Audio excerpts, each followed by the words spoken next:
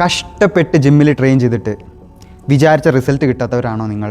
ചില ആളുകളുണ്ടാവും, അവർ ഹെവി വെയ്റ്റ്സൊക്കെ എടുക്കും, പക്ഷേ കാണാൻ അവർ വളരെ ലീനായിരിക്കും.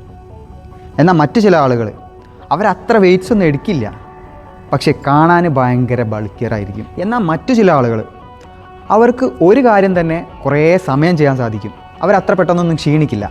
It's all about how you train. Are you training for strength, power, endurance or hypertrophy? Let's break it down. ആദ്യം തന്നെ നമുക്ക് സ്ട്രെങ്ത് എന്താണെന്ന് നോക്കാം. എത്രത്തോളം മാക്സിമം വെയിറ്റ് അല്ലെങ്കിൽ എത്രത്തോളം മാക്സിമം ഫോഴ്സ് നിങ്ങൾക്ക് ഒരു തവണ ലിഫ്റ്റ് ചെയ്യാൻ സാധിക്കുന്നുണ്ട് അല്ലെങ്കിൽ പുഷ് ചെയ്യാൻ സാധിക്കുന്നുണ്ട്, അതാണ് നിങ്ങളുടെ സ്ട്രെങ്ത്ത്. ഇനി എന്താണ് പവർ? നമ്മൾ ചില ആളുകൾ വലിയ വെയിറ്റ് ഒക്കെ എടുത്ത് പൊക്കുന്നത് കാണുമ്പോൾ പറയും, അവന് നല്ല പവറാണ്. പക്ഷേ അവിടെ പവറാണോ അയാൾക്ക് ആ സ്ട്രെങ്ത് ആണുള്ളത്?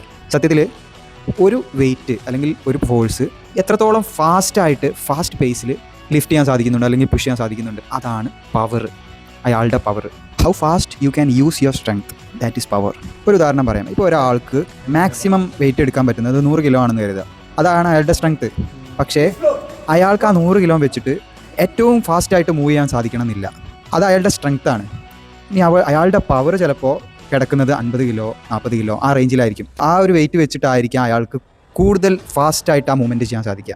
അപ്പോൾ അതാണ് അയാളുടെ പവർ. അപ്പോൾ സ്ട്രെങ്ത് ഏറ്റവും കൂടുതലുള്ള ആൾ ഏറ്റവും പവർഫുൾ ആണെന്ന് നമുക്ക് പറയാൻ സാധിക്കില്ല. ഏറ്റവും പവറുള്ള ആൾ ഏറ്റവും കൂടുതൽ സ്ട്രെങ്ത് എക്സെർട്ട് ചെയ്യാൻ കഴിയുന്ന ആളാണ് എന്നും നമുക്ക് പറയാൻ സാധിക്കില്ല. ഇനി എന്താണ് എൻഡുറൻസ്? ഒരു കാര്യം കുറേ തവണ ക്ഷീണിക്കാതെ ചെയ്യാൻ സാധിക്കുക, അതായത് മസിൽസ് ഫെറ്റീഗ് ആവാതെ, ടയേർഡ് ആവാതെ ഒരു മസിലിനെ അല്ലെങ്കിൽ ഗ്രൂപ്പ് ഓഫ് മസിൽസിനെ യൂട്ടിലൈസ് ചെയ്യാനുള്ള പ്രാപ്തി, അതാണ് എൻഡുറൻസ്. ഈ ഒരു ഫിറ്റ്നസ് കോമ്പണൻ്റുള്ള ആളുകൾക്ക് ഹൃദയത്തിൻ്റെയും ശ്വാസകോശത്തിൻ്റെയും ആരോഗ്യം, അതായത് കാർഡിയോ റെസ്പിറേറ്ററി ഫിറ്റ്നസ് വളരെ നല്ലതായിരിക്കും. ഇനി അവസാനമായി ഹൈപ്പർട്രോഫി. ഈ ഒരു കോമ്പണൻറ്റ് ഫോക്കസ് ചെയ്തിട്ടാണ് നമ്മുടെ നാട്ടിലൊക്കെ ആളുകൾ കൂടുതലും ജിമ്മിലൊക്കെ പോകാറുള്ളത്.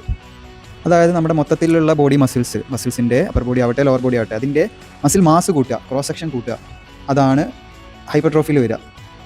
അപ്പോൾ ഒരു കാര്യം കൂടെ, ഹൈപ്പർട്രോഫി കൂടിയ ആളാണെന്ന് കരുതി, കൂടുതൽ മസിൽ മാസ് ഉള്ള ആളാണെന്ന് കരുതി അയാൾ ഏറ്റവും കൂടുതൽ സ്ട്രെങ്ത് ഉള്ള ആളാണ്, പവറുള്ള ആളാണെന്ന് നമുക്ക് പറയാൻ സാധിക്കില്ല.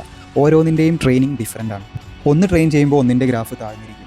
അപ്പോൾ എങ്ങനെ ഓരോ കോമ്പണൻറ്റിനെയും ട്രെയിൻ ചെയ്യണമെന്നുള്ളത് അടുത്ത വീഡിയോയിൽ സംസാരിക്കാം. അവസാനമായ ഒരു സിമ്പിൾ ചോദ്യം.